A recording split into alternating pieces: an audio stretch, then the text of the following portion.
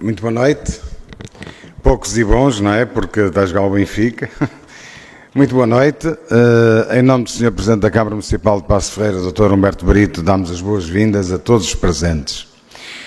É com uma enorme alegria que, no âmbito de mais uma iniciativa do Observatório Cultural de José Carlos Vasconcelos, recebemos neste Salão Nobre do município de Paços de Ferreira tão distinta personalidade. O Sr. Professor Dr. Onésimo Teotónio Pereira, uma das mais notáveis referências do pensamento contemporâneo, referência incontornável da cultura e da literatura nacional e internacional. E permita-me aqui uma ressalva, que fico muito sensibilizado, porque acaba de chegar dos Estados Unidos da América, de propósito, para, com a sua esposa, a senhora professora, muito obrigado, Sra. Professora Leonor, também por nos acompanhar nesta noite. Das certezas de 25 de Abril às dúvidas de hoje é o tema que nós escolhemos para o orador desta noite.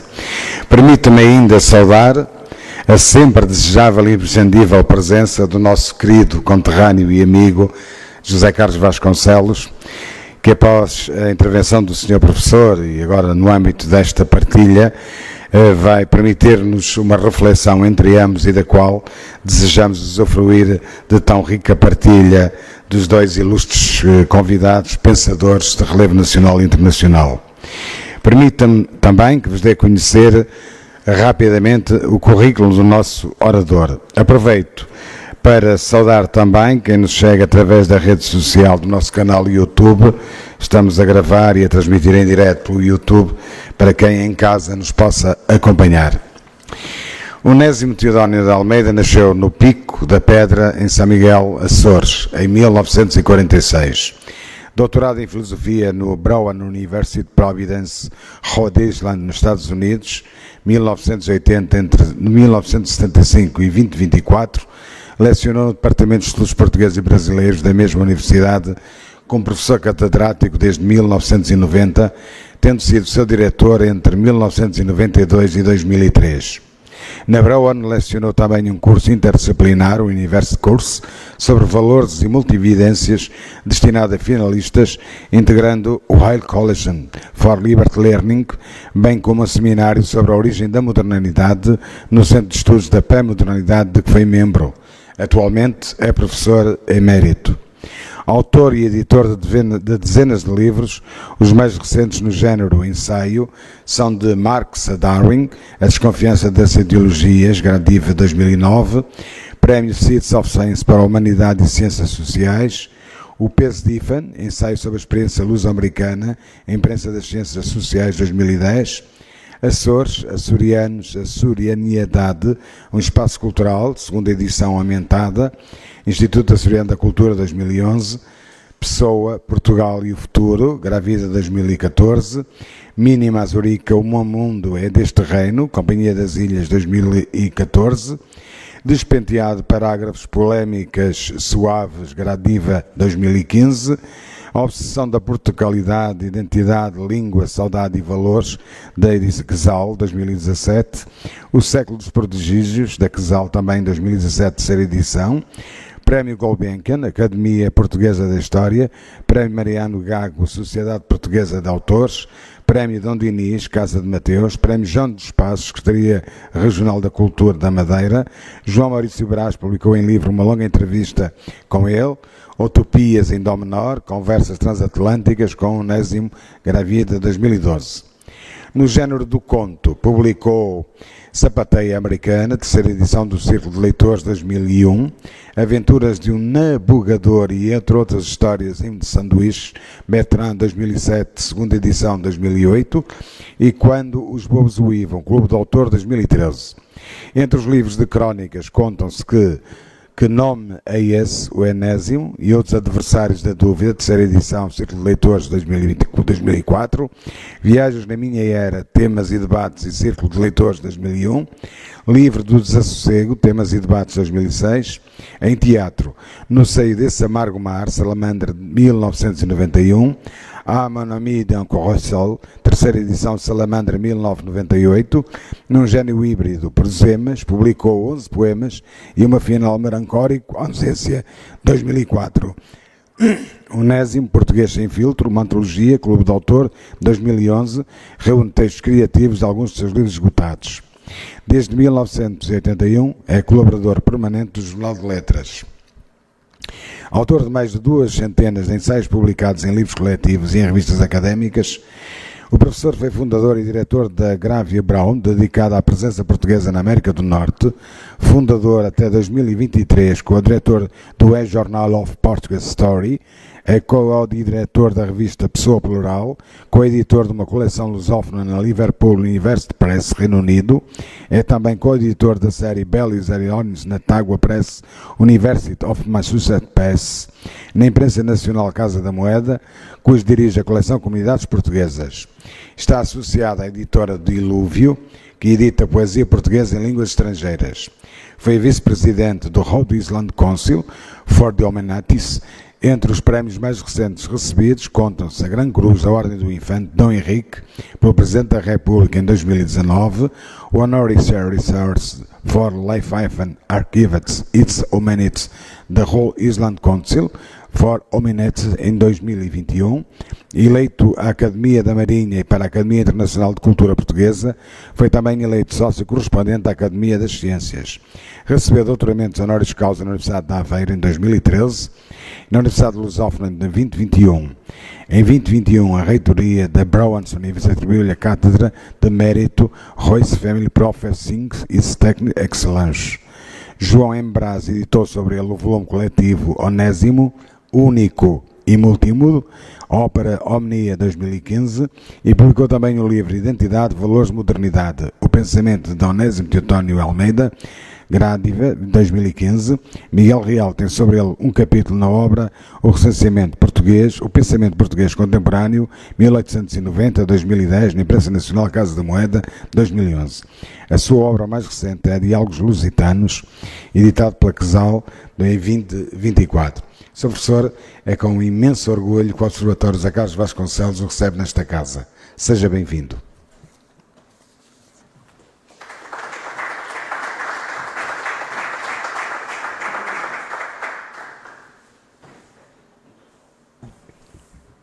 Obrigado, José Vinha.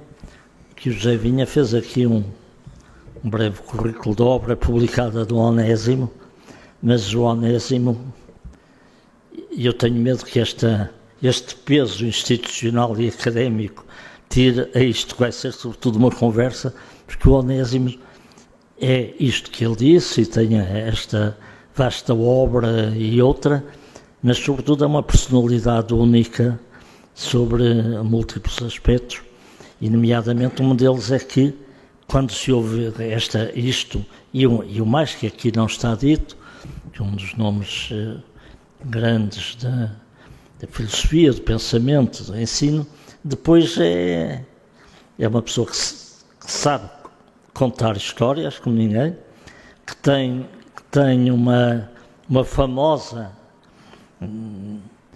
graça natural e um conjunto único de histórias e que faz com que, por exemplo, nas correntes escritas, que ele costuma encerrar, ele encha os teatros e fique sempre muita gente cá fora que vai ouvir o Onésimo. Portanto, tem um dom raríssimo de sendo o homem de pensamento e de saber que é, de não ter nenhuma pose catedrática, mas muito para além disso, de saber cativar os públicos através dessa sua arte de contar histórias. E por isso também esta ideia, ele fez o favor de aceder ao pedido que lhe fiz, já não, é muito antiga e grande a nossa amizade, e de estar aqui hoje para falar connosco, para conversar. Ele fará esta intervenção inicial e depois, com certeza, está, como sempre, à disposição para responder a perguntas e para conversarmos. Onésimo, muito obrigado.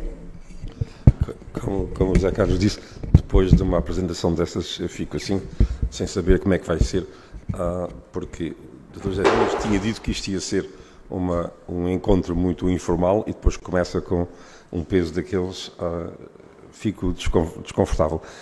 Mas muito obrigado, obrigado ao meu velho amigo Zé Carlos. Disse que eu contava histórias e eu vinha no carro da Póvoa para cá e o motorista Mário, esqueço-me do seu nome dele, veio fazendo uma introdução a Paços de Ferreira, foi dizendo o que é que era, como é que era, o que é que tem sido feito, foi-nos mostrando e cada coisa, esta rua aqui, esta estrada não existia, isto é há 2 anos, isto aqui não existia, agora é assim, ali. E foi contando, e eu me lembrava-me uma história que era um americano naquele tempo em Portugal, naquela altura, vocês não se lembram, mas os vossos pais lembram-se, as coisas demoravam muito a fazer-se e o americano, naquela altura, é que é o exemplo do indivíduo, da sociedade, onde tudo se transforma num instante. E então ele, em Lisboa, perguntava ao guia, este prédio está aqui, há quanto tempo está aqui? O indivíduo dizia, não sei, há quanto tempo levou isso a fazer? E ele dizia, não sei, se calhar, estavas uns 50 anos. Eu sou parte de uma geração que é uma geração dos anos 60, nós sonhámos um mundo magnífico, um mundo novo e nós lemos, no caso de Portugal, nós lemos o Antero, a geração de 70, porque essa geração é a geração que põe a cultura portuguesa em confronto com o que estava a acontecer, que ao fim durante 300 anos nos tínhamos fechado na ponta ocidental da Europa, Portugal, a Espanha, sobretudo, mas também a Itália, e depois do Concílio de Trento e o resto da Europa, o centro e o norte, avançou noutra direção e nós fomos afastando e fomos seguir. E às tantas, a consciência nacional de Espanha começou muito antes de nós. Uns 100 anos antes, começaram a acordar e a ver que havia um atraso, um diferendo muito grande entre o que estava a acontecer na Península Ibérica, e os espanhóis pensavam na Espanha, não pensavam em nós, era a Península Ibérica, e o que estava a acontecer no centro e norte da Europa. Eles não estavam muito informados do que se passava na Inglaterra, mas estavam sobre o que se passava na França, na Alemanha, na Holanda, porque a questão da língua era uma questão, deixou sempre a Inglaterra um pouquinho lá para o norte. Mas quando, em 1970, a famosa geração do casino, as conversas de casino, a geração de 70, Antero fez uma famosa intervenção oral, que depois foi escrita e publicada, foi uma chamada de atenção e provocou uma celeuma grande e dividiu o país em dois. O país, naquela altura, era um grupo de pessoas pensantes. O resto da população não sabia nada do que se passava, muita gente era iletrada, não estava preocupada nada com isso, mas dividiu o país em 2 grupos, e esse grupo da geração de 70 e de Antero, com a visão e a interpretação, marcou de tal maneira as gerações seguintes que é possível ver essa gente a influenciar gente que vai até António Sérgio e até Mário Soares, todos os intelectuais que vão desembocar no 25 de Abril, e o 25 de Abril, eu já escrevi isso em vários sítios. Havia um indivíduo da minha terra, de São Miguel, o Medeiros Ferreira, que foi uma figura ministro de Negócios Estrangeiros, uma grande figura política aqui, que no Congresso de Aveiro, famoso Congresso de Aveiro em 69, apresentou uma tese, a famosa tese dos 3Ds. Os 3Ds era preciso, em Portugal precisava de democratizar, desenvolver e descolonizar. E o curioso é que esses 3Ds não são mais nada do que, sem ele ter consciência disso, os 3 grandes pontos que Antero de Quental tinha apontado, que eram os erros que Portugal tinha cometido, que era ter-se metido em África e fora de Portugal e ter ignorado Portugal e ter-se expandido, era o ter-se fechado e ter coartado as liberdades, e era o ter-se fechado num modelo económico que não acompanhou o modelo económico europeu.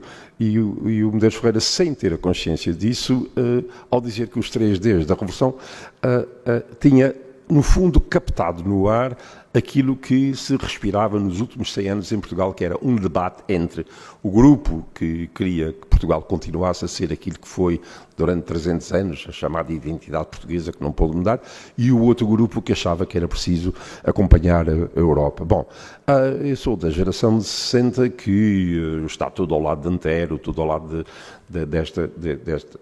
eu sou da geração de 60, 1960, que está toda imbuída dessas ideias e que depois acompanha a evolução no mundo, a Revolução Estudantil na França, a grande revolução que acontece entre os jovens na América e no mundo inteiro, e nós sonhamos, idealizamos um mundo novo.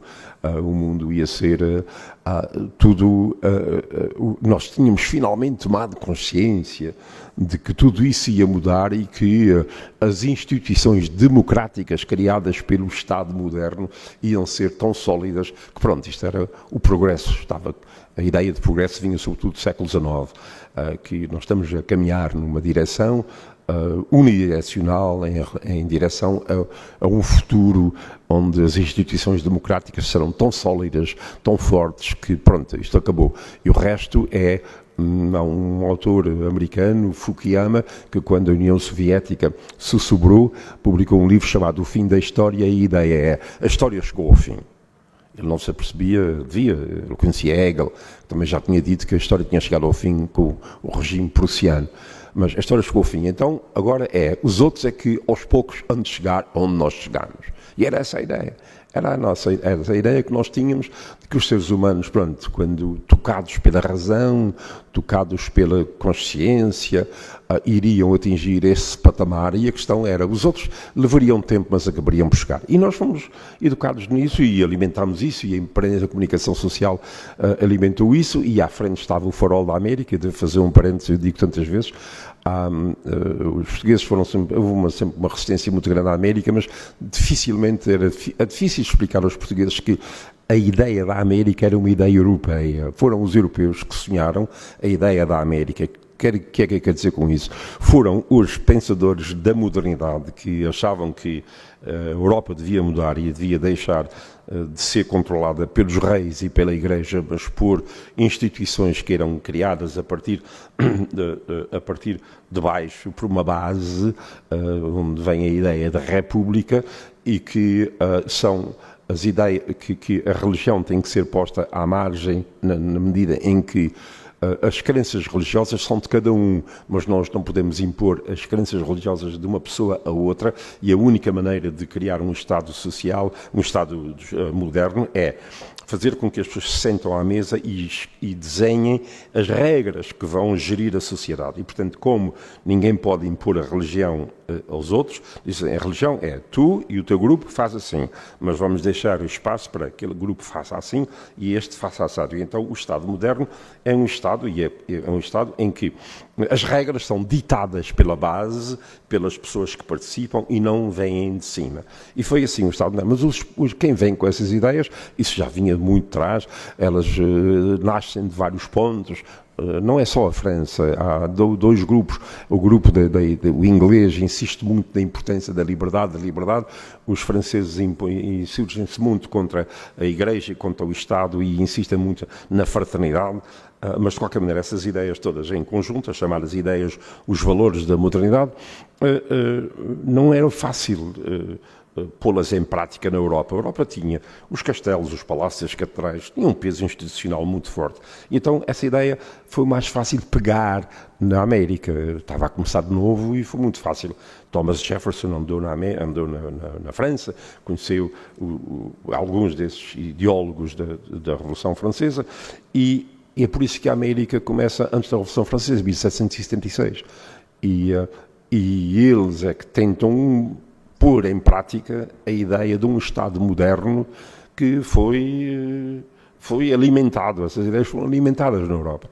E, portanto, a ideia era, começar tudo de novo, era muito fácil, vai construir uma escola. E toda a gente perguntava, mas porquê é que há de ir um bloco para aqui, madeira para lá? Tudo aquilo foi feito e controlado pela base.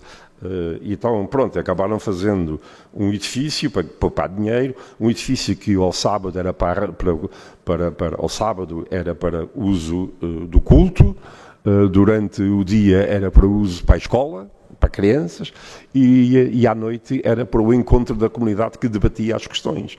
E, portanto, tudo era negociado porque as pessoas viam e sabiam para onde é que o dinheiro ia e de onde é que o dinheiro vinha. Isso não aconteceu na Europa, nunca aconteceu. E, portanto, foi fácil para os americanos verem como é que se construía essa democracia harmonizando os poderes todos. E então, eles ganharam uma experiência de 250 anos sobre nós e sobre toda a gente. Não necessariamente sobre a Europa, mas sobre Portugal, porque nós ficamos à margem do meio deste processo todo. E, saltando agora para o 25 de Abril, o 25 de Abril é o momento em que uma camada portuguesa, influenciada por todas essas ideias, faz força para que um novo regime seja instaurado e que nos faça acompanhar o comboio da Europa. E, pronto, e lá fomos, tivemos a sorte, foi... No meio disto tudo, estas coisas, essas ideias são muito bonitas, mas se essas ideias não são alimentadas pelo dinheiro que vai permitir construir a igreja, a escola e a Assembleia, o lugar da Assembleia, isso nós tivemos a sorte. Foi a Europa disse, bom, do ponto de vista geoestratégico, pensaram que nós devíamos fazer parte da Europa e eles foram financiando, e nós tivemos a possibilidade de ter todas essas benesses, todos esses benefícios de pertencer a um espaço geoestratégico que achava que era preciso compensar os anos de atraso, e pronto, e nós chegamos a isto, e pronto. E agora, o que é que isto tem a ver com... Portanto, durante muitos anos fomos andando iludidos nesta ideia de que, pronto, nós chegamos a um patamar onde as pessoas perceberam e entenderam que este é o caminho. Vive e deixa viver. Vamos criar um espaço democrático onde nós podemos todos conviver dignamente, respeitando uns aos outros, etc, etc, etc. E aqui acontece duas coisas. Nós copiamos os modelos, o modelo americano, a Europa copiou. A ideia dos Estados Unidos da Europa, que nunca se conseguiu, era uma tentativa de trazer de volta para a Europa aquela ideia que foi da Europa para lá, que era criar um Estado federado. Não se conseguiu fazer isso, mas a União Europeia ficou um pouco dentro dessa ideia. Vamos todos conviver e fazer, e a Europa funcionava como um Estados Unidos da Europa, mas o peso da língua e o peso da tradição de cada país era tão forte, ao contrário da América, estava tudo diluído e dissolvido. A Califórnia tem muito em comum com a Costa Leste ou com o Sul, porque falam a mesma língua, uma mistura de gente, não é como na Europa, onde há portugueses que estão aqui há 800 anos e na Espanha, etc, etc. Portanto, não foi fácil materializar na Europa a ideia dos Estados Unidos da Europa. Bom, mas fomos sempre embalados todos nessa ideia. E agora, a Europa, a experiência americana serviu de modelo para a criação das estruturas, os três poderes paralelos, que era o poder judicial, o executivo e o judicial. Garantido, são três poderes paralelos. E na Constituição americana, nenhum deles se sobrepõe ao outro. Há maneiras de um controlar o outro. Eu costumava explicar, quando falava disso, eu tive que dar aulas voluntário aos imigrantes portugueses que tinham que se preparar para os exames de cidadania, e havia uma espécie de catequese, que era explicar como é que era a cultura americana, a civilização americana, etc, etc, e ensinava essas coisas todas, e eu usava como exemplo a ideia eu vi quando era miúdo, que era, há três animais marinhos que, postos numa gaiola, não se tocam um no outro, que é a moreia, a lagosta e o polvo.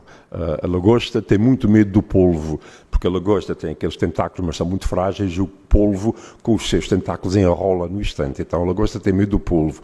O polvo tem muito medo da moreia, porque a moreia é escorregadia e o polvo não consegue agarrar, a moreia passa-lhe entre os dedos. Mas a moreia tem muito medo da lagosta, porque a lagosta, quando lhe põe os tentáculos, finca-se bem. Então a solução é: nenhum toca no outro. Estão ali quietinhos. E era a ideia dos três poderes. Os três poderes eram assim. Eles todos estavam a observar-se uns aos outros, controlando, e tinham receio.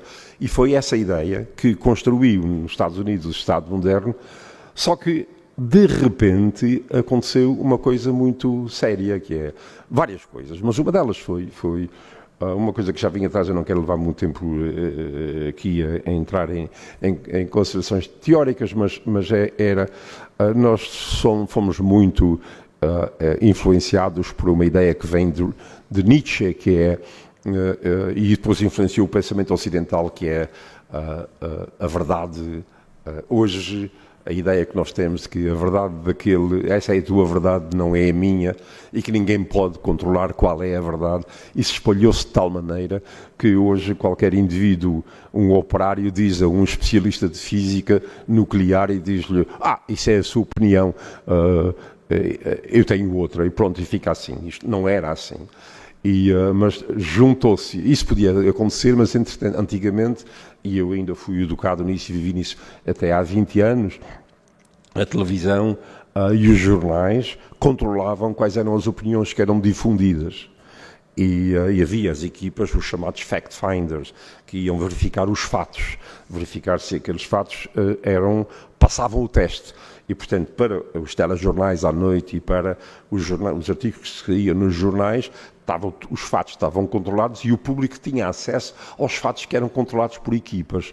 Hoje, com a nova tecnologia, qualquer indivíduo em casa tem um microfone, qualquer indivíduo em casa pode mandar bocas dizer, e os jornais e as grandes cadeias de televisão perderam o poder que tinham sobre a difusão da informação, e então hoje qualquer pessoa está sujeita qualquer pessoa perde-se no mar da informação, e é muito fácil haver gente de interesses pagos aquilo e alguém difundir ideias, as chamadas fake news, e portanto hoje não é possível controlar a informação. Ora, a nossa ideia de democracia, que o voto é que conta, hoje está posta em causa por isso. Porquê? Porque se eu não posso controlar qual é a informação correta, a informação verdadeira, toda a informação que está aí, que circula por aí, é uma avalanche de informações totalmente descontroladas. E, no entanto, nós aceitamos que o voto das pessoas que contam e o que as pessoas votarem, os poderes que forem eleitos pelas pessoas, esse grupo é que vai governar. E, portanto, vai governar um grupo ou uma equipa que é eleita com base em informação que pode não ser a informação mais segura, mais correta. E é o que está a acontecer hoje. Mas também existe, além disso, acontece que e porque estas coisas acontecem, nada disso estava previsto pela equipa que construiu a Constituição americana e mesmo europeia, porque ela foi modelada na Europa. Ninguém previa situações destas e, portanto, não há legislação capaz de conter, suster, impedir que nós hoje estejamos entregues à bicharada.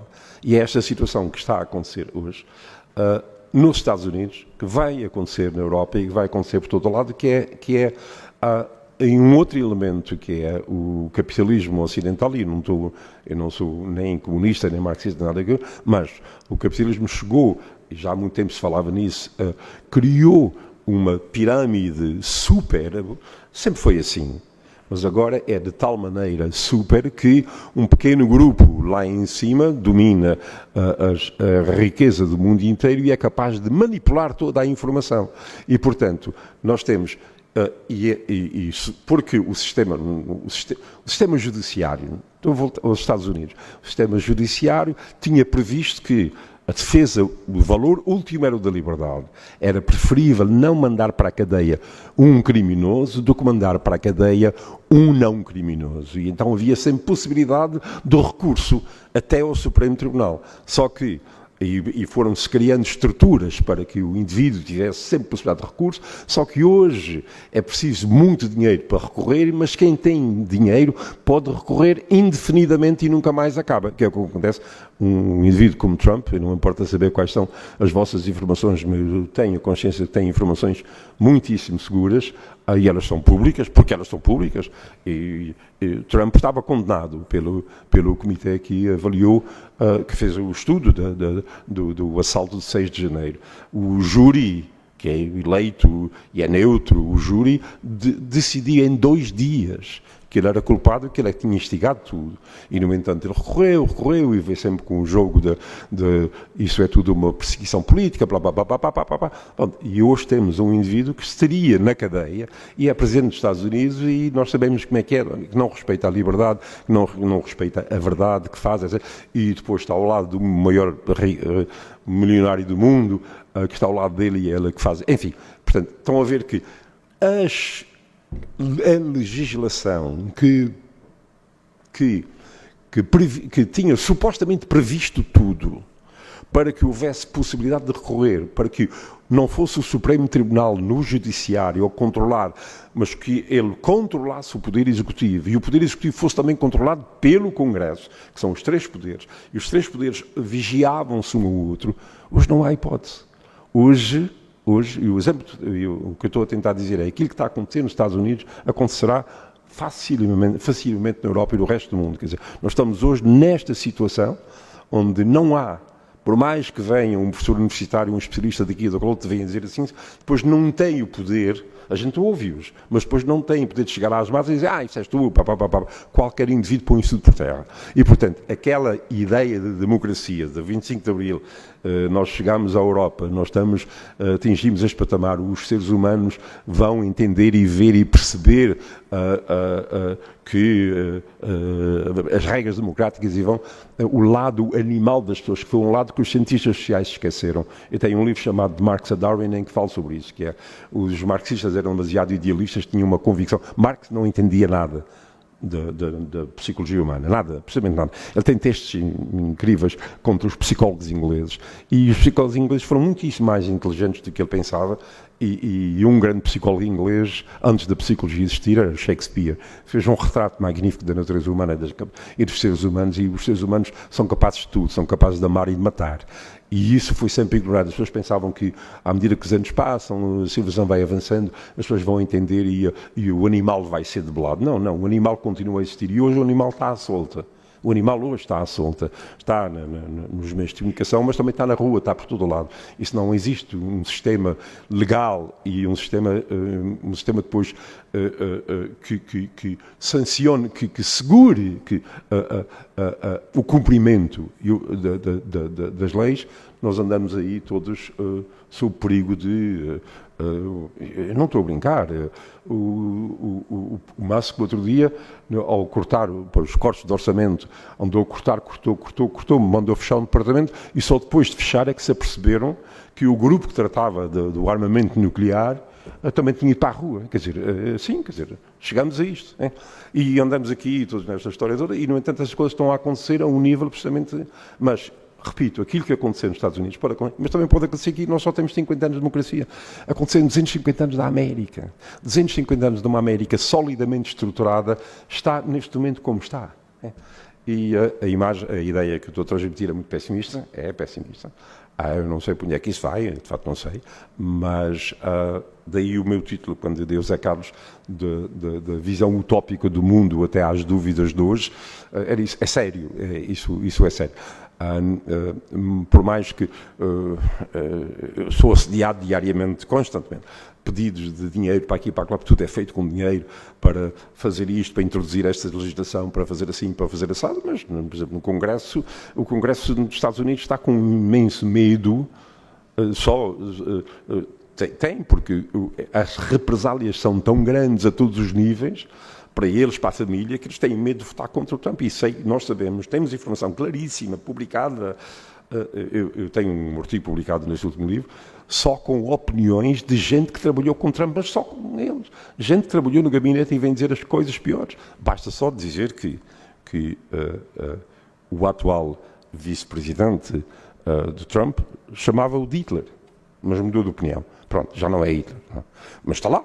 É possível ir à internet e procurar o J.D. Vance chamar Hitler. E o Marco Rubio, que é o secretário da Defesa, dizer que ele é um vigarista.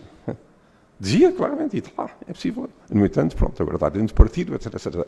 E eu caso para dizer que ambos têm razão, porque o Trump também fala muito mal deles. Mas, enfim, é uma situação trágica, mesmo trágica.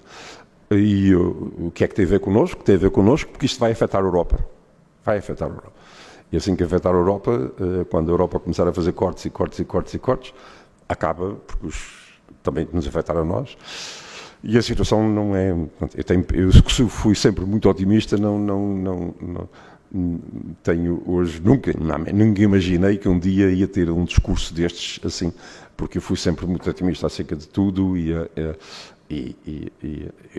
eu acho que a longo prazo vamos ganhar, mas quanto tempo vai vir, vai demorar as coisas estabilizarem. Se vocês forem ver a internet, forem ver constantemente, a América está em ebulição, completamente em ebulição. Pode não vir para cá. Eu leio coisas nos jornais de gente que é absolutamente ignorante, falam, dizem, blá, blá, blá, blá, blá, mas é só olhar e ver. Enfim, de modo que, para ser mais otimista, assim, aproveitem enquanto é tempo, enquanto puderem, as benesses que têm do Estado Social Europeu, que tem beneficiado tanto Portugal. E há gente na América que quer mudar-se para Portugal por causa disso, não consegue aguentar. E, no entanto, a vida continua normal. A gente na rua não dá por nada, está tudo bem, porque os Estados são independentes, muito independentes entre eles, mas nos bastidores as coisas estão sérias. E, não estavas à espera que eu fizesse um retrato tão pessimista. Não. O que é curioso é que o Onésimo, como sabe, a esquerda em Portugal e um pouco em todo o mundo, sempre foi muito anti-americana, ou norte-americana, e aliás, durante muito tempo, pelo menos, com fundadas razões, as invasões dos Estados Unidos, o domínio sobre vários países ali da zona e sobre outros. E o Onésimo era tido como um grande defensor dos Estados Unidos e causava alguma surpresa ou considerarem-no menos progressista, senão um conservador vendido aos Estados Unidos da América.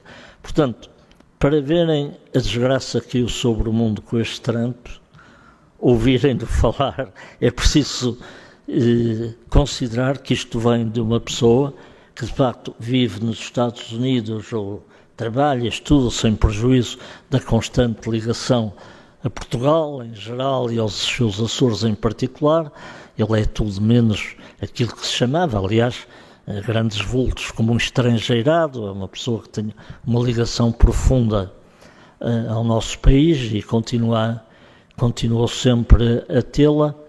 E às vezes, cada vez mais, quanto mais afastado se está, melhor se vê a realidade também. Há aqui, aliás, um nosso comum amigo, que amanhã fará a abertura das correntes de escritas, que é um exemplo disso e que é uma grande figura da cultura portuguesa, o Hélder Macedo, que também é o mesmo. E esta visão do Onésimo sobre ser muito... tanto me parece acertado e mostrar a sua visão destas coisas, sem ele querer entrar em grandes teorizações, mostra, porque eu acho que todos nós, eu ainda hoje, numa coisinha que escrevo, na minha vida, viver aquilo que estamos a viver, não é? A ver um mundo em que há um homem que, como ele diz, de acordo com as regras normais do Estado de Direito, devia estar preso, e não é mandar nos Estados Unidos, é mandar no mundo, não é? É fazer aquele espetáculo de assinar uns papéis que tira o apoio que os Estados Unidos dava a algumas organizações internacionais, da Organização Mundial da Saúde, faz tudo que quase parece que lhe vem à cabeça, até tentar fazer a paz na Ucrânia, o que eu acho muito bem, não ouvindo os ucranianos. Quer dizer, tudo isto é de facto delirante e quase inacreditável. E tu o teu pessimismo também é porque estás convencido que isto acaba por, pelo menos durante um prazo que não será curto, por se estender a outras partes do mundo, em particular a Europa. Sim, porque uma das que isto é um exemplo, os outros veem como é que se faz. A Europa tem sido, eu costumava dizer que tudo o que acontece na América, quando criticava muito os Estados Unidos, e o Zé Carlos tem razão, eu era visto aqui como, eu até cheguei a ser acusado de ser agente da CIA.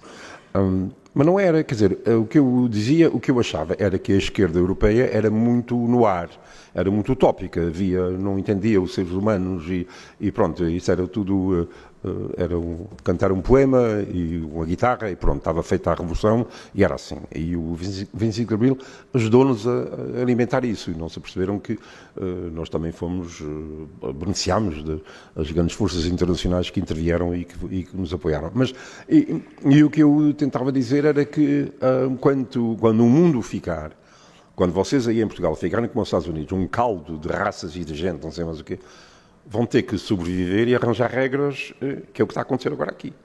E, portanto, esperem, não falem, era isso que eu dizia, mas, claro, isso era visto como eu, sendo um agente da América, dizer, não, vocês vão ver, agora é imediato o que acontece lá, e acontece imediatamente aqui, porque as pessoas vão percebendo como é que se faz. Qualquer um faz uma estação de rádio em casa, um podcast, etc, manda informação, etc. Estamos no mesmo. Mais. E depois aparece um maluco um maluco mesmo, ignorante, como o Trump, e ele dá voz àquilo que estava latente. Ele não é que criou. Ele acaba dando voz a um conjunto de gente que se sentiu frustrada por variedíssimas razões e ele aparece e as pessoas que não estão dispostas a ouvir nem as verdades nem nada acreditam. E ele diz, o que é que ele disse? Ele disse, iam mudar os ovos, iam baixar o preço num dia, acabar a guerra da Ucrânia num dia. É o que as pessoas querem ouvir. Há um cartoon que eu vi hoje muito interessante, que era dois postigos e um postigo diz assim, as verdades que vocês gostam, as mentiras que vocês gostam de ouvir. E tem uma fila enorme de gente. E o outro diz assim, as verdades duras que ninguém gosta de ouvir. Não tem ninguém. E, portanto, o público gosta mais de ouvir quem diz os ovos vão baixar, a guerra acaba amanhã, tarará, e ele faz isso tudo. E depois mais ainda, a Groenlândia vai ser não sei mais o quê. Ele não está a sério naquilo, aquilo são fé de ver, para as pessoas se entreterem a falar assim, eles vão tomando contas, vão resolvendo coisas, e a comunicação vai pegando, a Groenlândia vai ou não vai, o Panamá vai, não é, o Golfo do México, não é o Golfo do México, qual é a diferença que faz? E muita gente fica embalada naquilo, e entretanto a comunicação está a encher páginas e páginas e horas sobre isso, mas também nós temos aqui também funerais que levam imenso tempo, essas coisas todas, e a comunicação vai dormir, e depois as coisas vão acontecendo, aqui não vão acontecendo coisas sérias como vão acontecer, mas vão acontecendo coisas sérias lá e as pessoas que estão a perder os empregos e os serviços, mais coisas muito sérias. Um antigo aluno meu, vinha a contar isso à minha mulher um antigo aluno meu, eu era o representante do Ministro da Justiça no meu estado, de Rhode Island, e era um homem íntegro, conhecidíssimo como aquilo à direita e à esquerda, aquilo era impecável. Apresentou a resignação e foi melhor. Porquê? Porque o Trump exige a resignação no Poder Judicial, todos os juízes que estão a criar problemas, aquilo é tudo fora, tudo fora. Não há hoje possibilidade de, quando esta gente, quando é que se acabar de aparecer, os crimes os magnates vão fazer negociatas, não há ninguém a controlar, porque, mas isto é tudo, são factos. Um mayor de Nova Iorque é um negro, que o homem ia para a rua, criminoso, etc. Agora não, quer dizer, fez um acordo com ele e puseram na rua, acabaram com todos os processos contra ele, e o Trump funciona no mundo como funcionava com os seus negócios, quer dizer, eu faço isso para ti, tu fazes isso para mim, pomba, tal, e agora pronto, lá fica ele, quer dizer, mas isto está assim, quer dizer, e era no país onde Nixon foi posto na rua, só porque o indivíduo foi abrir a gaveta de um partido. Era assim. E quase o Clinton foi posto na rua por ter feito com a Mónica Lewinsky o que fez. E, no entanto, hoje, tudo isto, quer dizer, o que o Trump fez, as coisas que ele diz, nada disso conta, nada disso. E está tudo demonstrado, tudo, publicamente. Mas ele veio, apelou, depois já apelou, andou.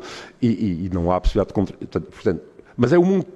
Só isso aí. Aquilo que estava a dizer há pouco, que era a América foi à frente porque a situação da América era uma mistura de gente todo ao lado e o sistema era um sistema moderno, não tinha o peso tradicional que tinham os países na Europa. Foi mais fácil adaptar-se a este mundo e criar o tipo de modelo de estruturas democráticas para o chamado mundo moderno. E isto está em causa e vai nos afetar, vai afetar-nos a nós. Há países onde isto não, na China não é assim, não acontece isso porque é o sistema que nós sabemos, mas vai afetar-nos porque é um modelo que acaba influenciando-nos a nós todos. Eu falo com gente aqui, eu leio coisas que fico parvo quando as pessoas dizem coisas sobre Trump. Eu disse, como é que é possível não ter o mínimo de informação e perceber que este homem é um criminoso e está à frente do país e pronto. E no entanto, não, pois é, não. Eu estou à vontade porque eu sempre fui, eu critiquei a esquerda, critiquei a direita, critiquei e continuo a criticar, porque eu acho que há valores que são fundamentais e o valor da verdade é fundamental. Ninguém a tem, mas há um policiamento. Tu dizes isso, tens que provar, sim senhor, e vai. E há processos para fazer isso, é assim que funciona na ciência. Mas também o mesmo acontece com os poderes judiciais e com tudo isso. Existem regras, se as regras não são postas em prática. As regras podem variar, a gente pode jogar futebol, basquetebol, rugby, mas estabelecem-se as regras. E quando estão estabelecidas as regras, toda a gente tem que cumprir as regras. Se não cumprir as regras, não se consegue o jogo. Portanto, há que fazer. As regras podem ser diferentes, pode-se mudar as regras, mas as regras depois são impostas e para toda a gente. Hoje, o Trump vem dizer que a frase de Napoleão, que é aquilo que é feito para a defesa de para bem de uma nação, não pode ser questionado. Quer dizer, ele é que decide o que é o bem da nação. Isto é assim, a nível político, nunca, num país democrático, nunca ninguém aceitou uma coisa desta. É preciso que haja um consenso grande de pessoas que reconheçam que aquilo é uma atitude, não é um indivíduo só, mas ele está a fazer isso. E, no entanto, neste momento não existem poderes capazes de lhe dizer, mesmo o Partido Republicano, como eu disse, há gente que o escarnece, que goza, à porta fechada, mas ainda não tiveram a coragem, em inglês eles diriam os tomates, dizer assim, não, isto vai parar, não são capazes de fazer, não são capazes de fazer. Um deles agora, porque não vai às eleições, já veio dizer isso, mas é demasiado tarde. Enfim, desculpe, mas, portanto, eu sinto-me à vontade a fazer isso, porque eu fui sempre... Eu fui crítico dos comunistas, eu fui crítico da extrema-direita, da esquerda. É só ver o meu historial. O meu historial foi sempre factos, são factos, argumentos são argumentos, e a gente está sentados à mesa e tem que viver e deixar viver. Eu aceito que é possível deixar um árabe fazer guerra, mas o árabe também tem que deixar o outro.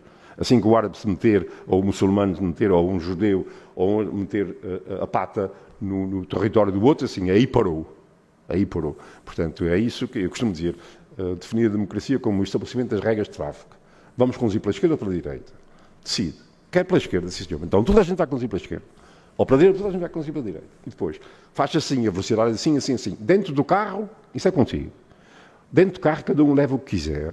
Tudo bem, desde que não leve garrafas abertas e vai consumindo, mas o que vai lá dentro, isso é... Mas agora, as regras para deixar os outros entrarem na autoestrada, saírem para casa e tratar a sua vida, sim, isso é que é a democracia. A democracia é a criação, o estabelecimento das regras seguras de tráfego na sociedade, para que cada um possa seguir aquilo que quer e tudo bem, e ninguém tem direito de impor aos outros nada, desde que seja no seu espaço privado e público, na medida em que ele pode estender o espaço privado até os outros dizerem assim, não, já acabou.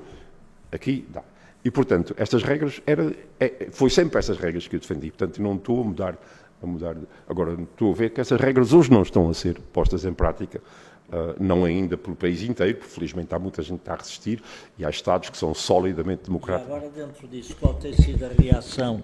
Mas já é muito visível e se hoje ainda consegue chegar às pessoas, dado que, além de Trump, tem o Musk, tem os gajos todos que dominam os grandes meios de comunicação e as redes sociais, a reação nos meios, nomeadamente universitários e outros lá nos Estados Unidos?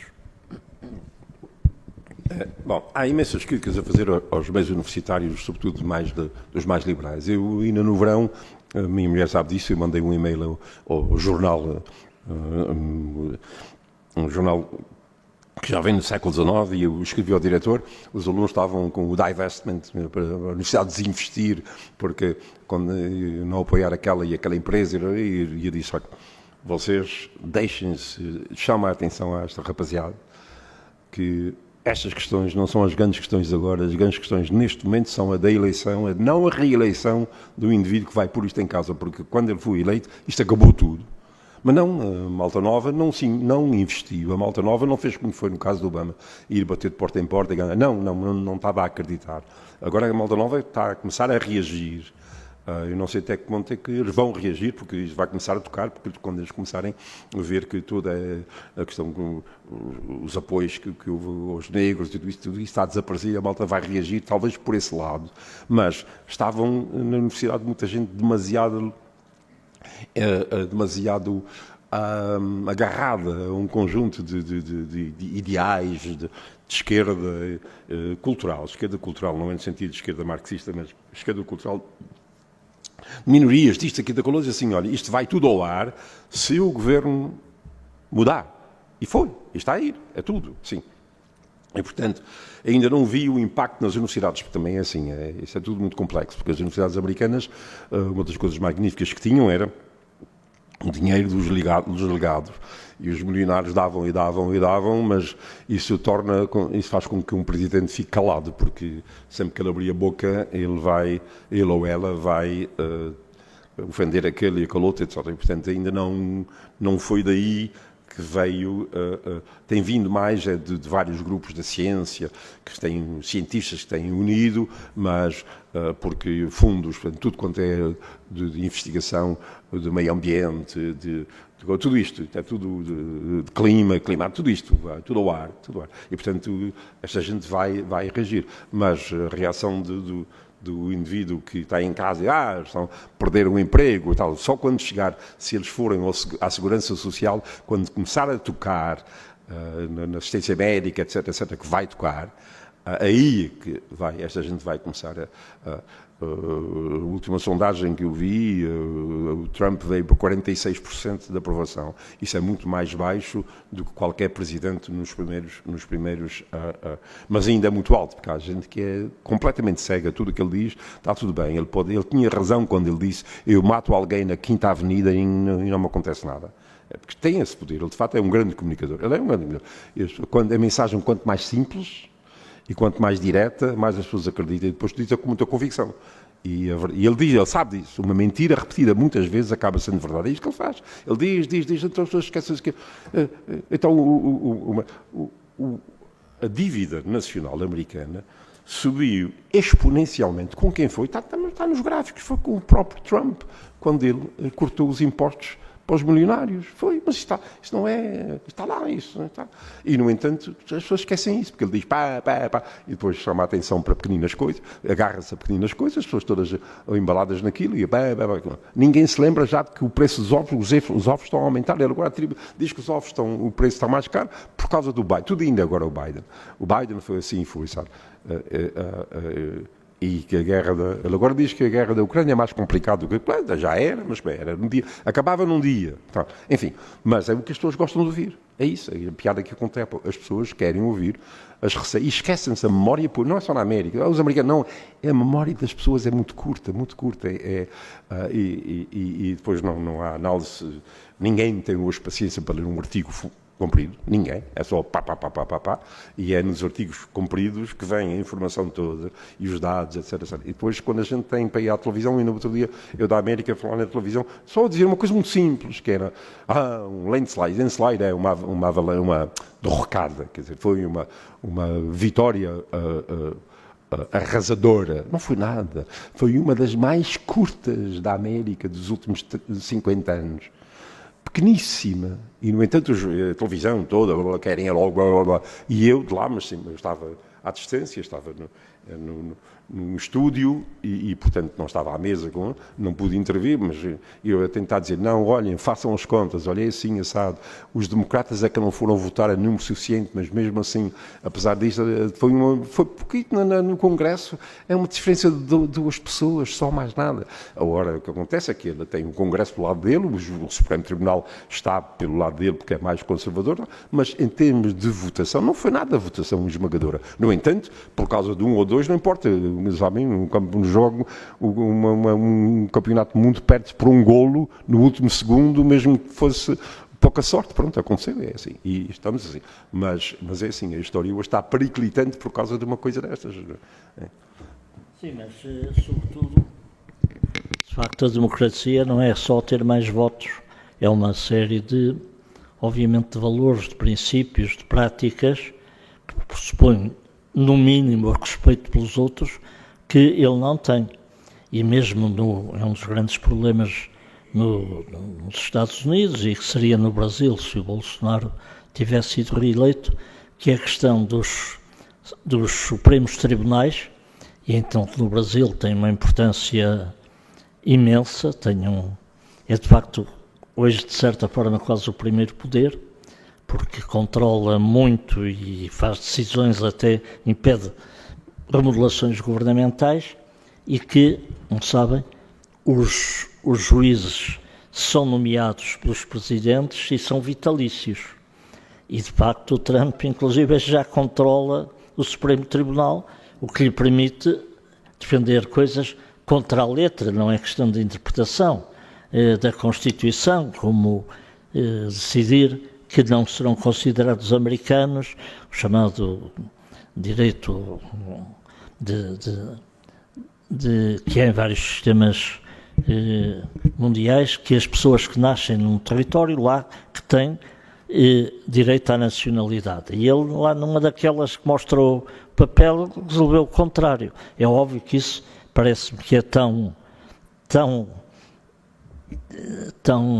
nitidamente, expressamente e flagrantemente contra a Constituição, que mesmo este Supremo Tribunal talvez o impeça, não é? Sim. Não, mas apesar de tudo, o Trump foi condenado num processo por uma coisa que em qualquer país minimamente civilizado só isso faria com que não pudesse ser presidente, que é comprar uma atriz porno que o acusava lá de várias práticas.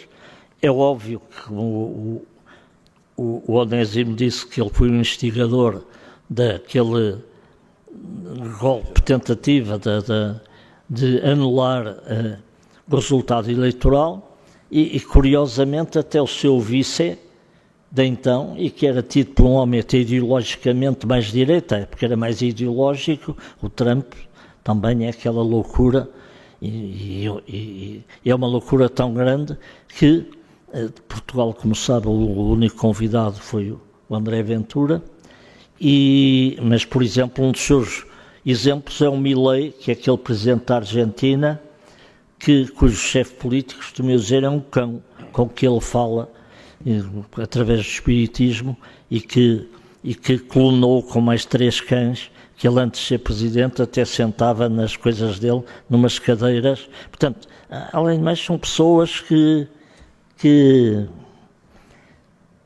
acho que não batem inteiramente, não é? O que ele, no tempo da ditadura, costumava dizer que no fascista a estupidez não é um defeito, é uma atenuante. E, de certa forma, isto serem aquilo pode ser considerado uma atenuante para algumas coisas, mas para quem sofre os efeitos, e que nós todos vamos sofrer, porque o problema não é só o Trump ser o presidente dos Estados Unidos, que é um grande país, já obviamente será gravíssimo, mas é cada vez mais que o que se vê, e com os apoios que ele tem, nomeadamente ao nível dos gajos mais ricos do mundo, detentores das redes sociais mais importantes, que são cada vez mais dominantes. Como sabe, a comunicação social em geral, nomeadamente a escrita, está absolutamente em todo o sítio, com raras exceções, confirmo a regra, em declínio ou em falência mesmo, em insolvência, isso em Portugal dá-se mesmo com os maiores grupos. Portanto, ele tem um poder absoluto e um domínio, uma influência em todo o mundo que é.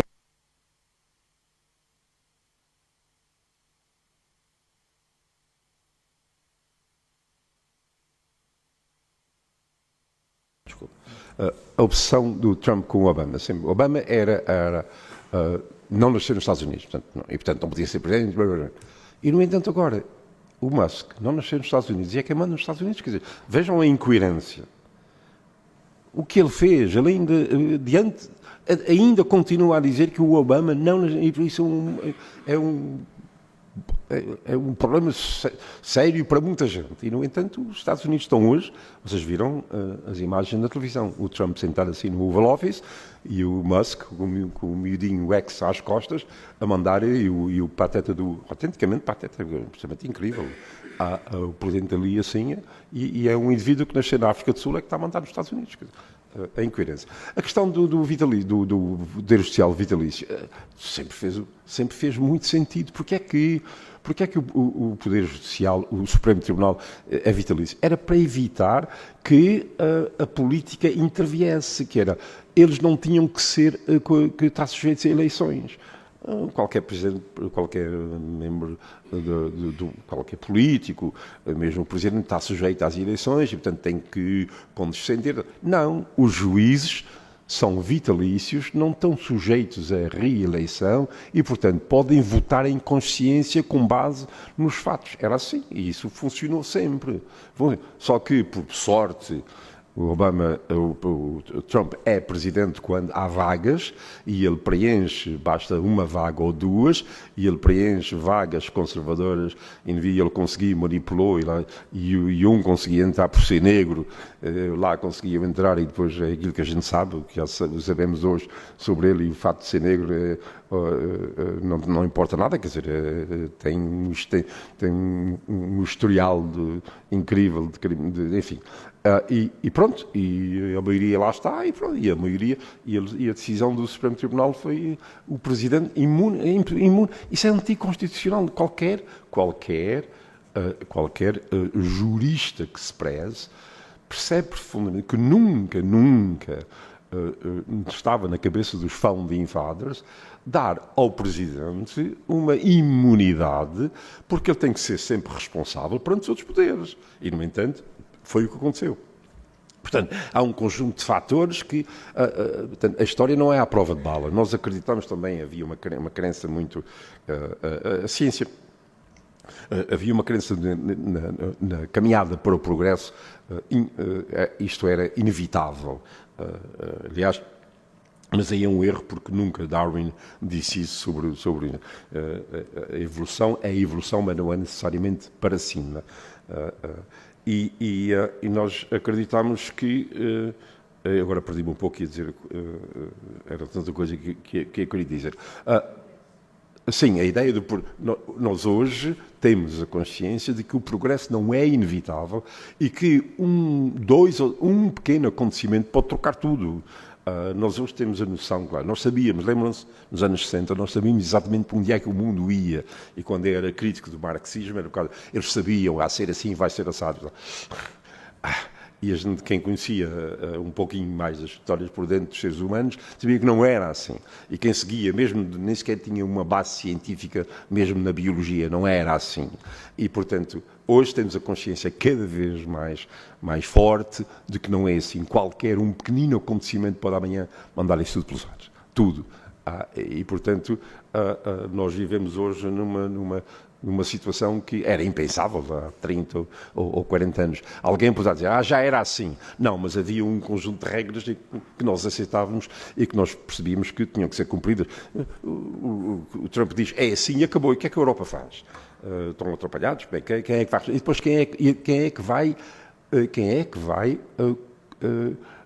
convencer Trump a mudar de ideias?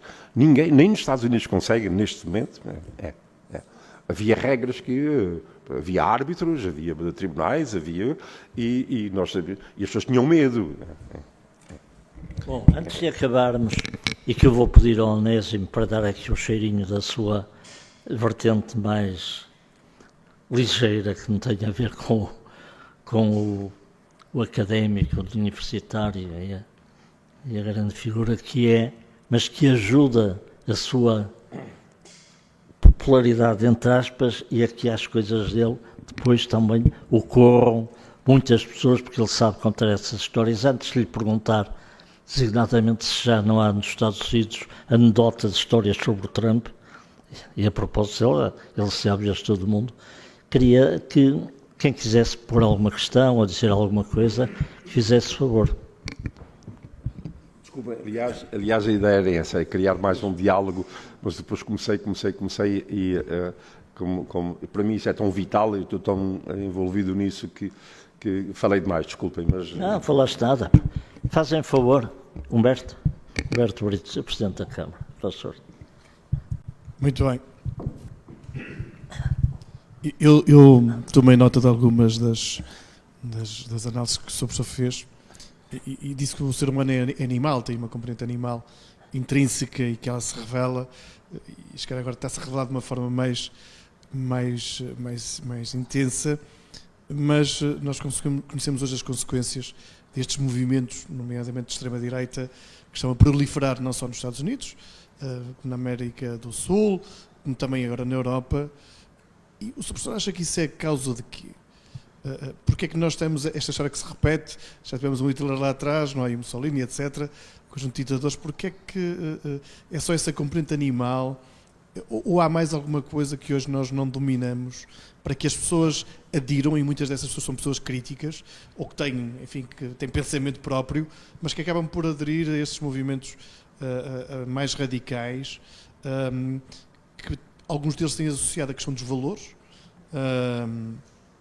num certo equilíbrio, enfim, daquilo que são os valores mais tradicionais, e depois também aquela parte mais, enfim, eu diria, da desregulação económica, em que o mais forte acaba por vencer. O Sr. Professor acha que há aí uma causa evidente que seja a razão de ser, que não só do mundo digital, que não seja só digital? Se eu tivesse resposta para isso, eu não estava aqui, eu estava a falar nas Nações Unidas e não sei o quê. Mas da minha leitura sobre isso, é assim, o mundo foi sempre assim. As guerras constantes, o rei é que tinha autoridade, o Papa, tudo isso, todos andavam sempre assim. Andaram sempre, a gente vê a história e foi assim, era o mais forte que ganhava, ou mais... enfim, o que aconteceu foi, na Europa, e isso eu estou sempre...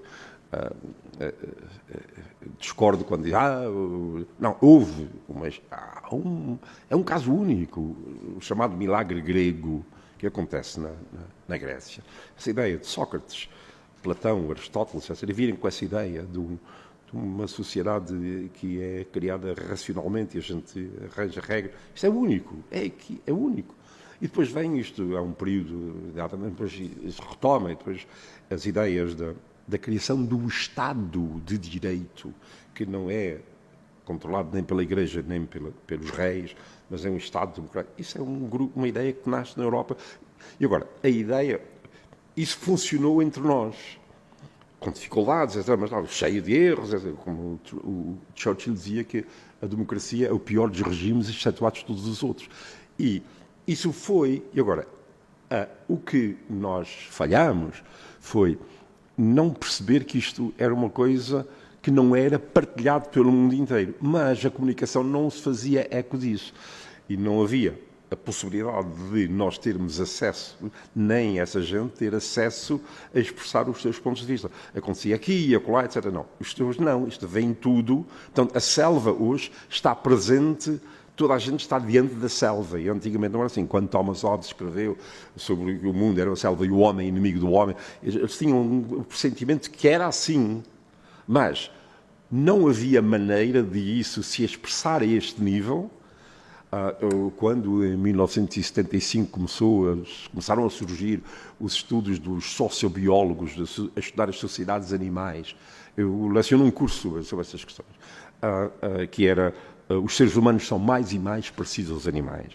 e há uma animalidade forte nos animais, e isso começou, houve uma reação muito grande da extrema-esquerda, mas houve uma reação muito forte de grupos como... Portanto, a natureza é muito mais forte do que a cultura no sentido anglo-americano, que é o comportamento, os valores, as ideias que temos. A natureza é muito forte e essa natureza tem regras e imediatamente os capitalistas disseram isso mesmo. Portanto, o capitalismo é o resultado dessa força natural e é dominada pelos homens. As mulheres reagiram imediatamente. Isto está a justificar a agressividade masculina e, portanto, puseram-se logo à esquerda. Não queremos saber da sociobiologia. Hoje chama-se psicologia evolutiva, mas naquela altura chamava-se sociobiologia.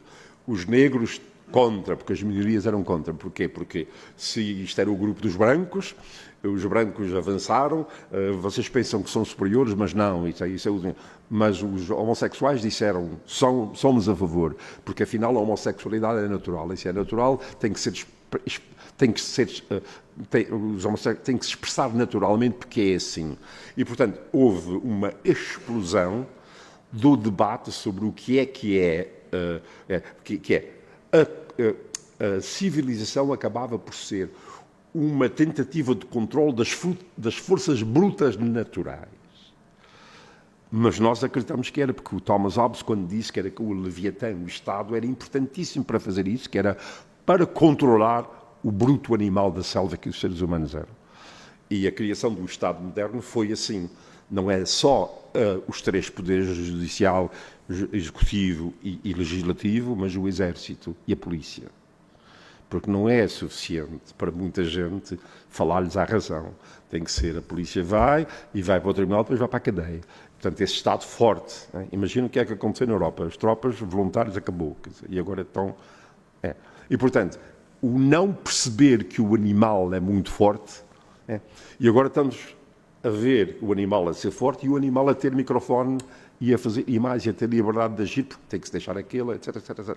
E, portanto, o animal está de novo à solta e a ideia que nós tínhamos que o Estado moderno era o debelar, o criar as forças institucionais capazes de controlar a besta está à solta. E, portanto, são vários fatores a virem, a convergirem e a criarem esse estado de tempestade em que nós estamos. Ao contrário do que era há 20 ou 30 anos, que a ideia era de as forças eram as Nações Unidas, era a União Europeia, as forças institucionais são tão fortes e tão seguras que a besta está contida. A besta hoje está à solta e depois, além de estar à solta, quando tem no mais poderoso país do Ocidente, um indivíduo que acredita que isto é assim, porque ele é que faz, porque ele é que quer, etc, etc, etc. E sobretudo está a fazer isso porque ele ia para a cadeia. E ele concorreu só porque sabia que iria para a cadeia. Se ele não concorresse, porque ele não quer saber nada de ser presidente, quer jogar golfe. Ele não tem nada a ver, este presidente, com o outro. O outro, ele, quando foi no primeiro mandato, ia jogar golfe, não quer saber, ele dizia que não tinha tempo para ler nada, foi assim. Foi lá. E quem é que conta isto tudo? São os que trabalhavam com ele, todos. Está tudo publicado em livros. Quem é que lê livros? Ninguém. É só o internet, o Instagram, aqui e acolá. É só ler os livros publicados por as pessoas, dos 40 e tal dos seus ministros, e agora são 30 e tal que escreveram livros, é só ler o que eles disseram. Era assim que ele é. E, portanto, ninguém faz caso disso. E agora, o homem, ele concorreu porque sabia que ia acabar. Ele ia acabar na cadeia. E ele concorrendo e dizendo isso é perseguição política, e foi adiando, e apelando, e ganhou, pronto, e agora já está. A introdução, a última, são pequenas coisas, isso é 2. A introdução de transformar o dia do nascimento dele num feriado nacional. Isso não mas ele é que põe os indivíduos a fazerem isso, porque isso vai criar, muita gente vai debater, chatear, fazer barulho, e enquanto estão a falar disso, isso não... Outras coisas vão acontecendo. E portanto, não é um fator, é um conjunto complexo de fatores que se convergem para criar esta situação de... Desculpa. Não, é só... Espera aí, olha o microfone.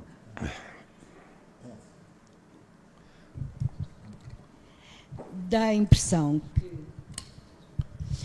que simplificando o mais possível a tua resposta, a besta está solta, no fundo, em grande parte, o fator que me parece o mais óbvio é a comunicação ter perdido as estribeiras. Sim.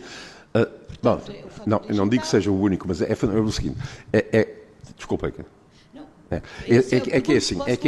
É que havia muita gente, quando há muita gente que não... O papel do modelo. Se há um modelo, alguém no alto, que diz que aquilo que eu penso está ali, há uma força muito grande. Quer dizer, o 6 de janeiro, o exemplo, eles foram porque instigados por ele, porque noutra altura, mesmo que apetecesse alguém fazer isso, não havia apoio de ninguém, e ali, portanto, os modelos têm essa força. E é por isso que a ideia de... houve uma altura em que a história não é feita por heróis, não é por é o povo, toda a gente tem que fazer. Não é verdade, são as duas coisas. Há um conjunto de valores que estão latentes e de crenças que estão latentes, mas é preciso que apareça num sítio alguém que capte e depois saiba manipular, gerir as massas é preciso, portanto, os líderes, os heróis têm no bom e no mau sentido, é preciso que eles surjam. E no caso, eu conheço muita gente com uma atitude mental e parecida ao Trump. Mas ele tem um alto grau e ele vem, chega na altura oportuna e ele aparece e faz isso. E, portanto, isto está latente, mas é preciso... E ele, neste caso, não só ele aparece a liderar, como ele acaba seguindo as regras e ganhando. Seguindo as regras, não, mas ganhando. E, portanto, mas esse fator modelo é muito importante, porque inspira todos os outros. E fazem, se ele faz, também eu faço. Sim, e é a tal história da possibilidade da manipulação das massas que a comunicação hoje permite. Só um exemplo. Eu lembro, quando o Obama ganhou nos Estados Unidos, sentia-se uma atitude de civilidade, até de cordialidade. Quando foi o Trump, a agressividade das pessoas nas filas, não estamos tudo, a agressividade das pessoas veio para fora, a todos os níveis, numa fila, numa situação social, qualquer coisa, e começou a sentir-se isto. Porquê? Porque isto vem de cima. Os miúdos veem, ouvem, a linguagem. Só um pormenor da linguagem, chamar nomes a qualquer indivíduo, ele é assim, é assado, não sei mais o que, o Presidente achava, a gente ouve isso, então se ele diz também, depois comecei, isso tem um impacto muito forte, são os modelos, e que depois se ele diz assim, também tornou-se, é vulgaríssimo chamar os piores nomes a toda a gente, havia um mínimo de decência, chega a uma situação pública, não faz uma coisa, por exemplo, só um pormenor, a tomada de posse no dia 20 de janeiro, o Biden, ao contrário do que o outro fez, do Trump, foi. E chegou lá e o Trump insultou, disse que foi uma vergonha o trabalho dele e não sei mais o que. Isso é o mínimo. Onde é que se acontece isso num lugar decente? Mas era só ouvir ele, presidente, o novo presidente, a dizer que o Biden... Mas dizer ao Biden... E ele tem um gesto democrata de ir à inauguração, à tomada de posse, que o outro não fez. E depois isto torna-se banal, é normal, quer dizer, pronto, e depois cria-se um ambiente, e de novo a ideia que estou trazendo do papel dos modelos. Se os pais em casa são assim, blá, blá, blá, os filhos fazem como eles, quer dizer, são simples assim. E essa criação de um clima de ódio e dentro das próprias famílias, divisão, foi muito notório também, numa espécie de Trump tropical, que era o Bolsonaro. O Brasil, que era uma terra de gente, em geral, afetuosa, com grande índice de criminalidade, mas por razões sociais. Mas os brasileiros são pessoas muito afetivas e respeitosas, etc. E o que a época de Bolsonaro transformou na sociedade brasileira, e deixando sementes que hoje existem, é terrível. É absolutamente terrível. Maria José, uma das coisas que acontecia na tradição americana que era o compromise. O compromise não existe o termo em português. O compromise é, eu exijo isto, existe, depois a gente chega a meio termo, viu? Mas nas eleições havia críticas, mas chegava à altura. E pronto, ganhou, agora é assim, esta equipa ganhou, vai gerir o país durante 4 anos e ponto acabou, e vai seguir as regras, etc, etc, etc. Agora não, quer dizer, é contestado quando um ganha, assim, quando o Trump era assim, quando a FBI estava a investigar, só a investigar a Hillary, para ele, era que disse, já era criminosa. Mas quando a FBI investiga ele, a FBI é que é criminosa. E, portanto, é tanta coisa que eu quero dizer que, de repente, me perco. Maria José tinha uma pergunta a fazer. Não, eu acho que isto é muito maior do que o elemento Trump, ou isto ou aquilo. É o sintoma de uma coisa que se está a instalar neste mundo, que é o caos, onde se vai instalar alguma coisa que não sabemos o que é, e que as próprias tecnologias permitem em que oligarquias tomem conta disto sem regras, ou as regras que a gente conhecia. Quais serão as regras que vêm aí? Como combater desde agora, que a gente tenha a noção de que o caos é o terreno onde se vai instalar um ou outro esquema, qual seria a atitude de cada um de nós resistir a esta situação que nos vai levar a qualquer coisa. Eu não tenho. É a teoria do caos, no fundo. Sim. É preciso instalá-lo para se renovar tudo e ficar terra queimada. Isso, mas eu nunca fui por essa. Eu nunca fui por aí, que era primeiro criar o caos, para não sei, porque isto acaba com tudo.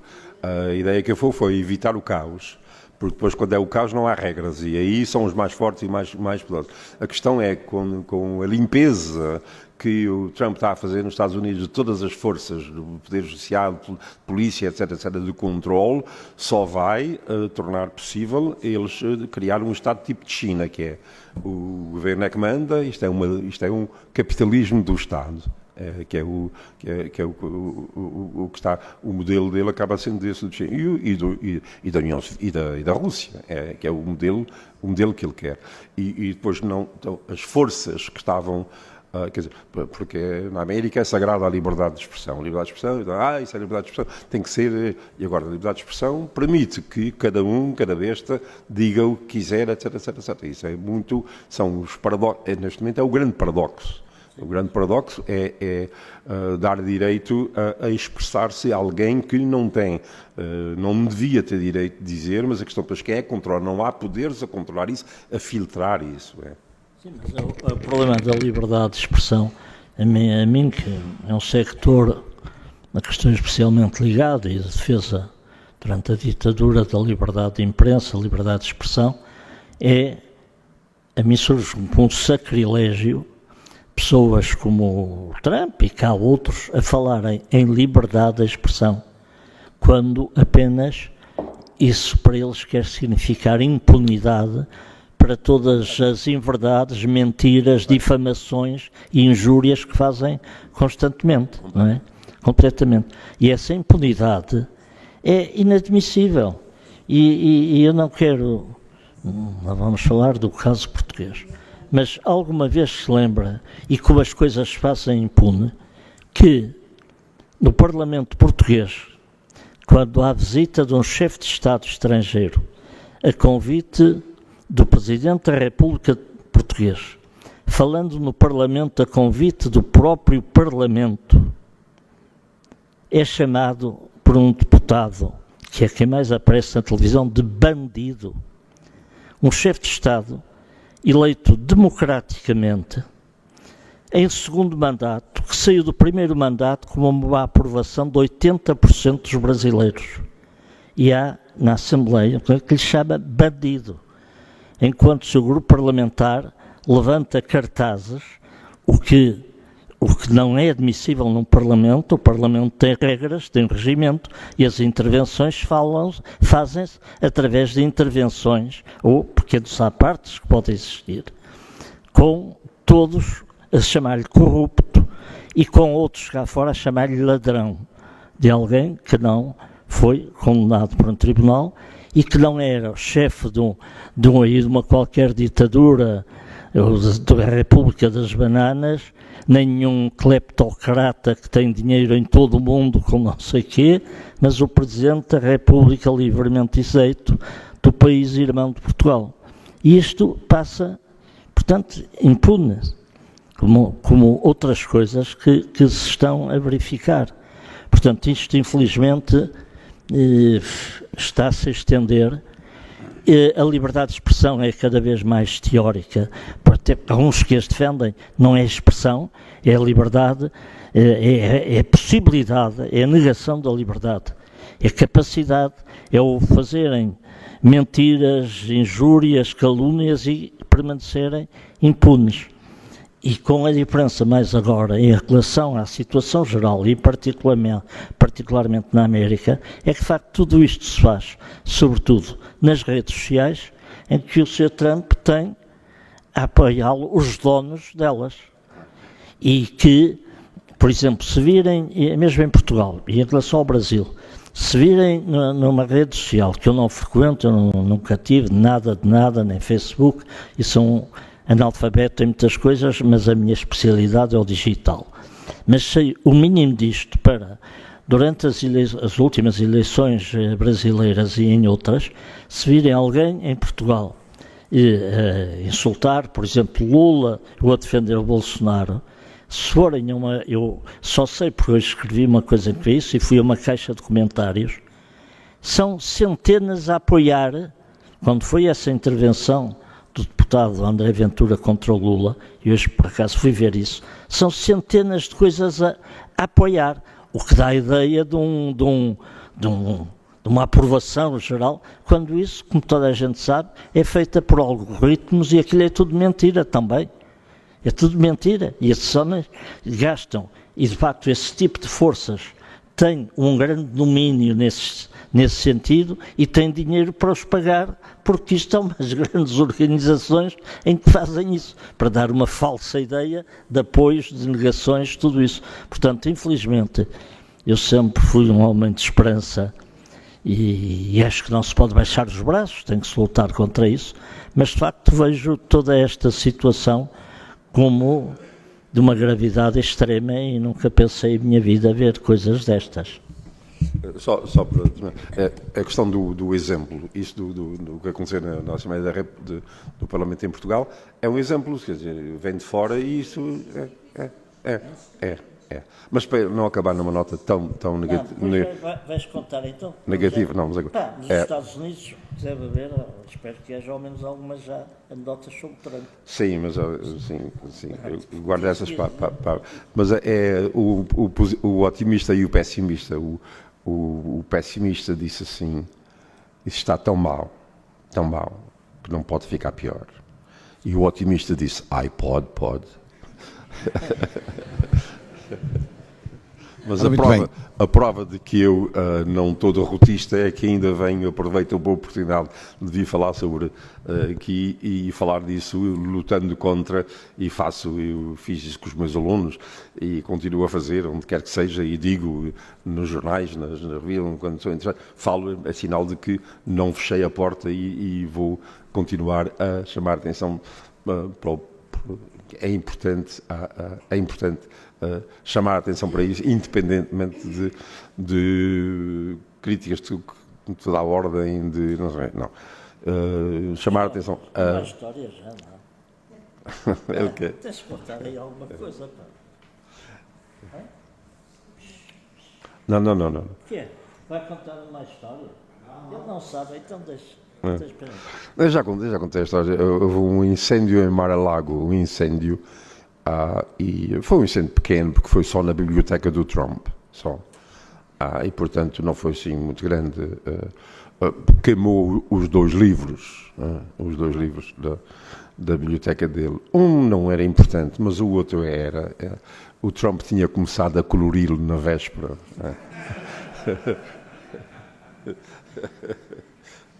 Não.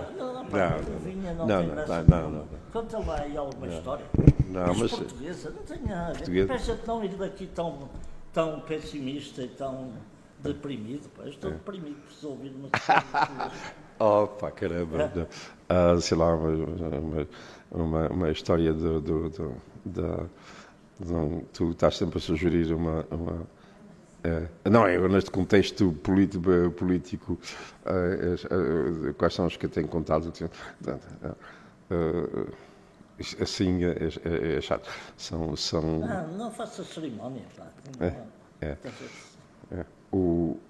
Mudar completamente o registro. Um indivíduo diz à mulher assim: eu gostava de morrer a fazer amor. E diz a mulher assim: olha, ao menos era uma morte rápida.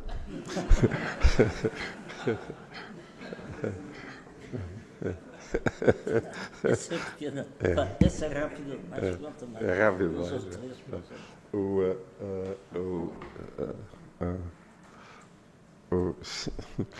Pá, ele está ouvindo. Pá, se ali, pá. Ele está. Coisa para si, pensa. Não. Que tens algo Santa, mas assim, de repente. Depois eu conto piadas e a minha mulher depois chega a casa e não devias ter contado aquela, não sei mais o que. Outras que ela disse que não devias contar.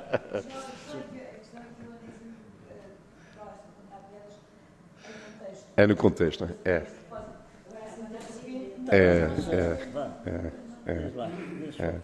Não, diz um tema, quer dizer, sobre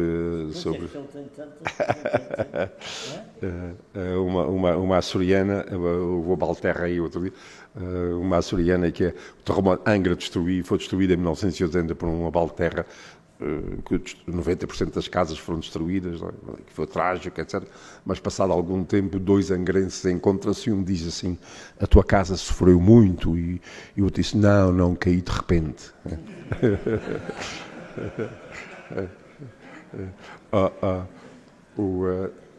Também refugiar-me nas açorianas há uma rivalidade grande entre São Miguel e a Terceira. Em São Miguel, os homens são duros e aquele falar da minha terra assim rude, e da Terceira é muito mais adocicado, e então há uma rivalidade, piadas entre eles, que os homens da Terceira não são homens bastante, e São Miguel é que são, não?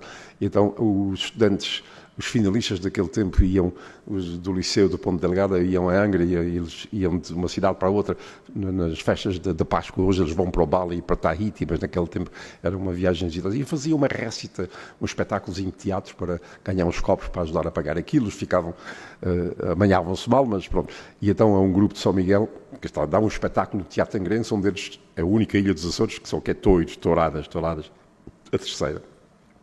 E ele está a dar um espetáculo, estão a dar um espetáculo na Terceira, no Teatro Angrense, a sala cheia, e diz o indivíduo lá da minha terra, o compère do espetáculo, está a gerir o espetáculo, e com o sotaque da minha terra diz assim: vocês gostam mais é de hipismo ou é de touros?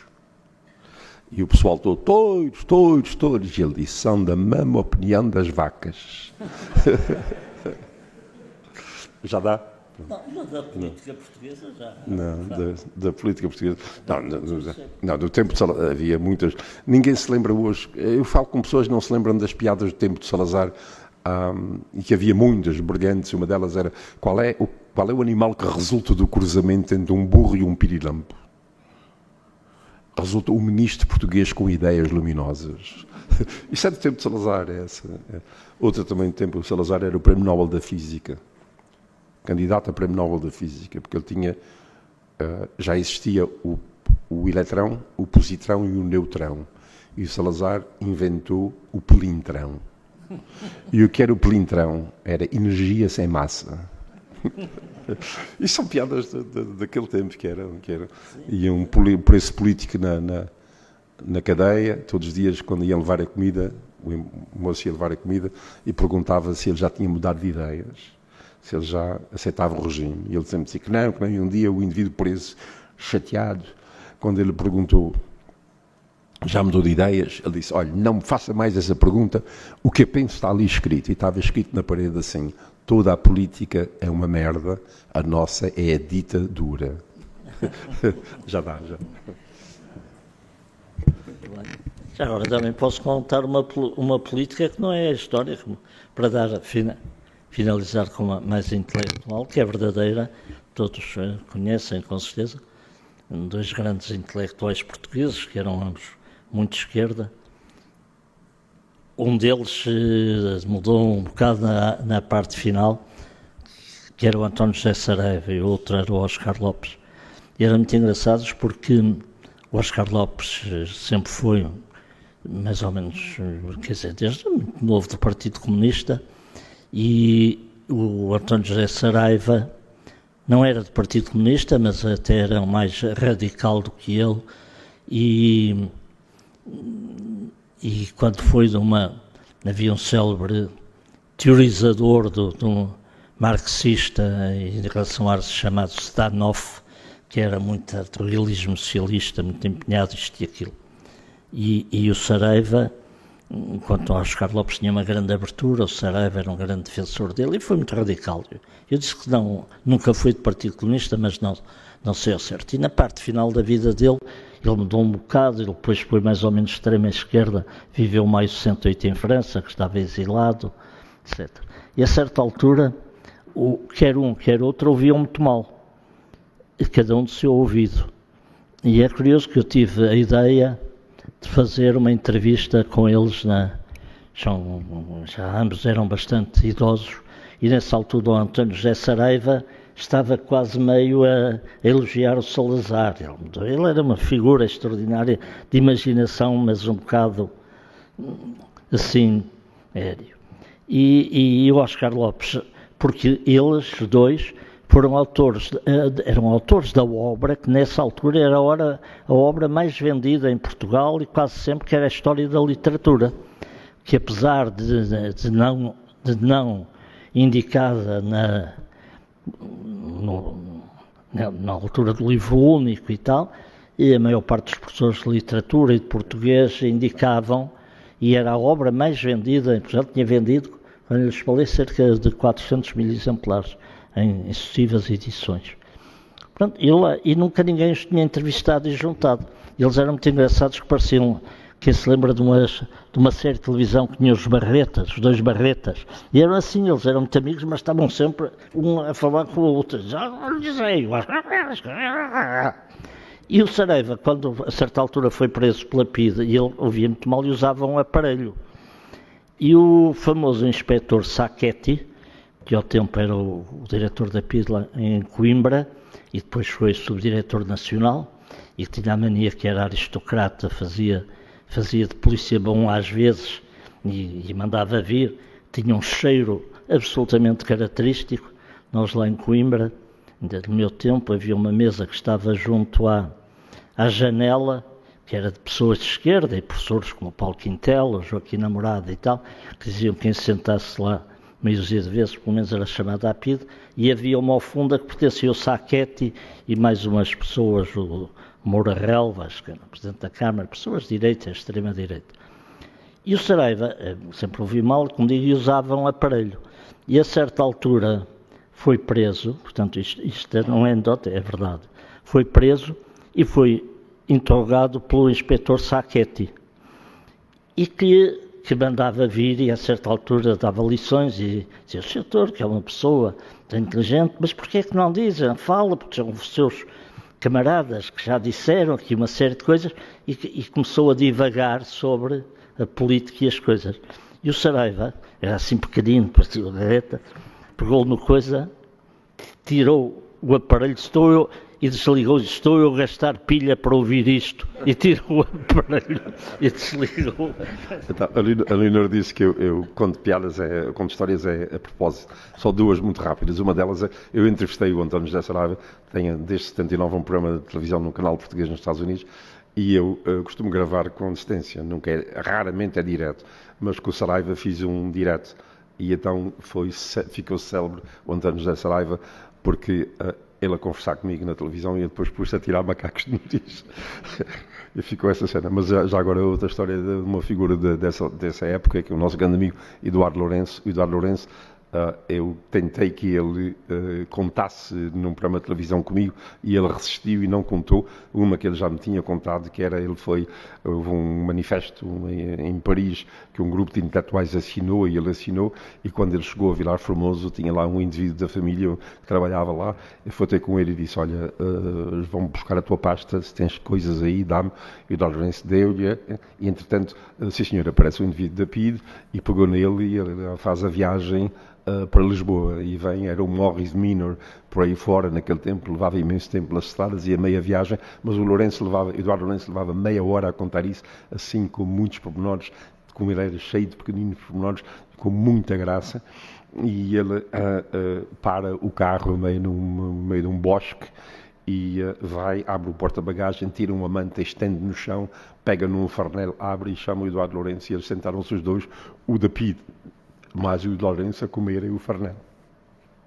Comeram, chegaram a Lisboa, puseram em Caxias o Eduardo Lourenço num quarto, porta aberta, as horas passaram, ninguém chegou, ficou lá o Eduardo Lourenço, ninguém. Então, eram 11 da noite e só um guarda ia de um lado para o outro, assim, meia-noite, nada. 1 da manhã, nada. O Eduardo Lourenço ali, ia lendo umas coisas, e às tantas, ele reparou que o guarda parava, olhava para dentro, assim, meio... Ele notou aquilo e às tantas o guarda entra e diz o guarda ao Lourenço assim, o seu doutor vive em França, não é? Ele disse sim. E diz o guarda da PIDE, diz ao Lourenço assim, o seu doutor não me arranjava lá um trabalhinho? E da PIDE já uma muito rápida,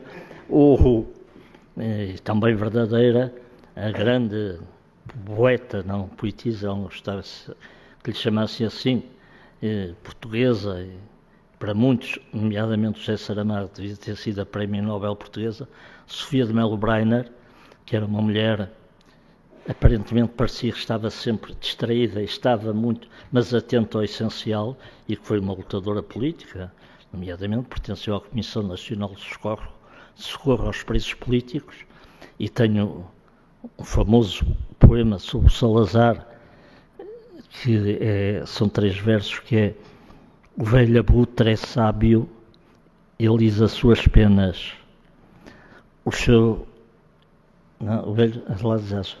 a podridão lhe agrada e seus discursos têm o dom de tornar as almas mais pequenas.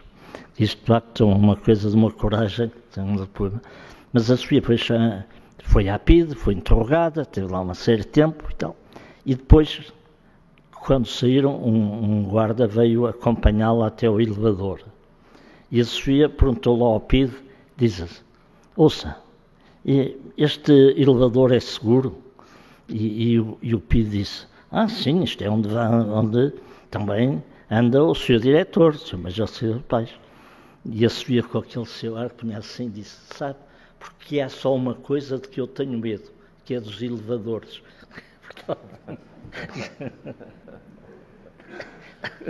Muito bem, vou convidar o Sr. Presidente de Câmara a preferir algumas palavrinhas, disse assim, não? Então vou convidá-lo a entregar uma recordação nossa e em nome do Observatório José Carlos Vasconcelos quero-vos agradecer a vossa presença e dizer, Sr. Professor, passou a ser de Paço de Ferreira, sendo a primeira vez que nos visita. Já está em casa. Ele quer dizer que eu passei a ser mobiliário da casa. Passou a fazer parte da nossa mobília com muito gosto. E obrigado, Zé Carlos, mais uma vez. Eu é que eu agradeço a todos que estiveram presentes e, sobretudo, ao meu querido Onésimo. Obrigado. Muito obrigado.